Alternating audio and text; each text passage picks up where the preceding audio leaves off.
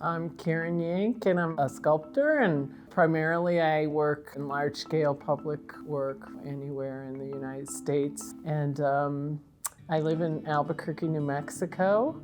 So my whole life was steeped in the arts. My father's a sculptor, and so he kind of used the whole family when he was doing large-scale pieces, and I guess I took the most aptitude toward it, and so I was welding at a very young age and helping him with projects, and I got really into it. With all sculptures that I do for public arena, but this in particular, work with metals that are really strong and resilient to weather and climate change and things like that. So here you're seeing Core 10 steel, which is a steel that was used historically for I-beams and such, because it will make a rust coating and then it will not continue to rust. So its longevity is really good, and it gets a prettier color, I think, than regular mild steel as well in its patina. And then I mix that with stainless steel to highlight it and kind of give it a little spark. But I don't like my stainless steel to be just like really highly polished, so I do a lot of playing around with the mark making and then buffing it back and flattening it out and just catching enough of the reflection of the sun. So those are the two materials, and then they mix really well together.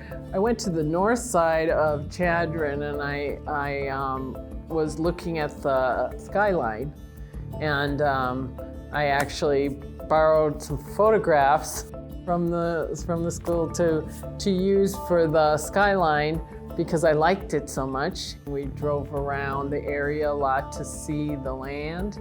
The winds were really strong and the prairie grasses were just like moving and dancing in front of us, and I just would get so excited by that. And I felt really happy that I had even captured a little bit of that in my first design, and then I kind of perfected that even more, and I tried to really capture that in a static piece, but to have that implied motion, and I feel like it did. So that's my, probably my favorite part. So this project, I used Cootie Design in Albuquerque, and it's our first project together, and I'm glad to see it turned out so well, and the guys were great to work with. The base of this sculpture is really, really sturdy, so that went in first and got welded off to a embed that's put into the concrete base, and then that's very secure, and then we slid on the top part and it just like locked into place almost, but then we welded that off as well. And then there's just a little cleanup, where you muff things or rusting the weld areas and things like that. So it's a long day, but it went very well.